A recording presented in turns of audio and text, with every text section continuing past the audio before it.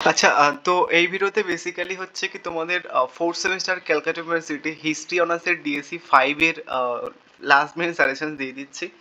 Actually একটা মেয়ে অনেকগুলো কমেন্ট করেছে কি ধার্মিষ্ঠা হালদার সামথিং বলে। আই মিন আমি তোমাদের এমনিতেও হিস্ট্রিটা আগে দিতাম বেসিক্যালি। যাই হোক, দেখো ব্যাপারটা হচ্ছে কি তোমাদের পরীক্ষাতে 3টে 5 মার্কসের প্রশ্ন লিখতেই হবে এবং হচ্ছে কি 3টে 20 মার্কসের প্রশ্ন লিখতে হবে। বুঝে গেছে? তো বেসিক্যালি হচ্ছে কি যে তোমাদের পরীক্ষাতে যে কটা প্রশ্ন দেবে মিনিমাম সেই কটা তো অ্যাটলিস্ট করে যাও। আমি তো আর এটা করতে পারি না যে পরীক্ষাতে যে কটা প্রশ্ন আসবে সেই কটা দিয়ে দিলাম বা কিছু। অমন তো পসিবল নয়, তাহলে তো আরো সমস্যা। মানে যে কটা লিখতে হবে দেন সে কটা তো দিতে হবে আমাকে, তাই না? এই সরি, মানে পরীক্ষাতে যে কটা আসবে সে কটা তো দিতে হবে।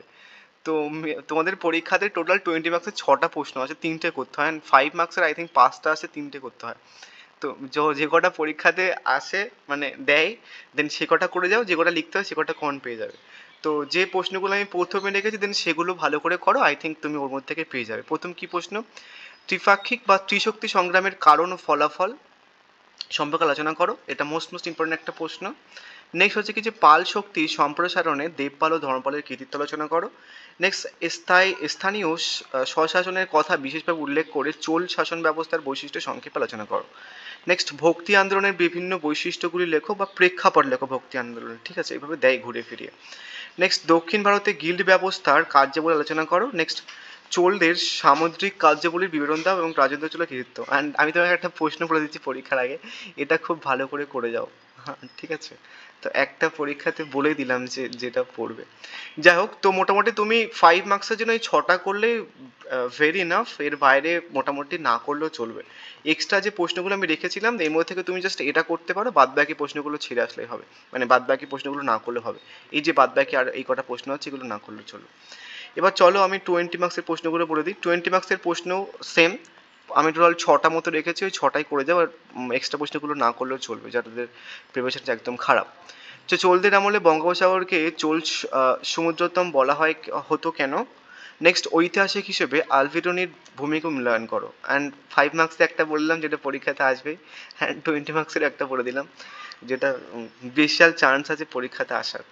নেক্সট হচ্ছে কি সুলতান মাহমুদ ও মোহাম্মদ ঘুরির ভারত আক্রমণের প্রকৃতির মধ্যে তুমি কিভাবে পার্থক্য করবে বা এটা ঘুরে ফিরে দেয়।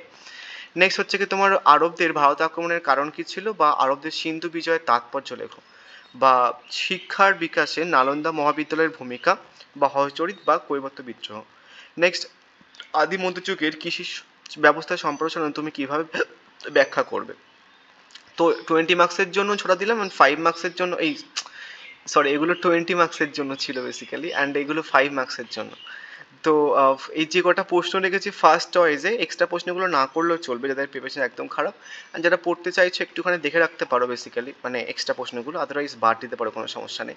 ওপরের প্রশ্নগুলো হয়ে যাবে। অ্যান্ড আরেকটা জিনিসগুলো এই এটা একটু দেখে যাবে, মানে পাল ও সেন যুগে ওট, হ্যাঁ, ও সেন যুগে বিক্রমশীল মহাবিহার, এইটা একটু দেখে যাবে। এবং এখান থেকে যে কটা প্রশ্ন আছে 6টা 5 মার্কসের জন্য, এটা দেখে যাবে, তুমি কমন পেয়ে যাবে। এবং 20 মার্কসের জন্য সেম, এক্সট্রা প্রশ্নগুলো না করলে চলবে, সেটা দেখে যেও। আর বাদ বাকি উপরে যে প্রশ্নগুলো আছে এগুলো দেখে গেলে হয়ে যাবে।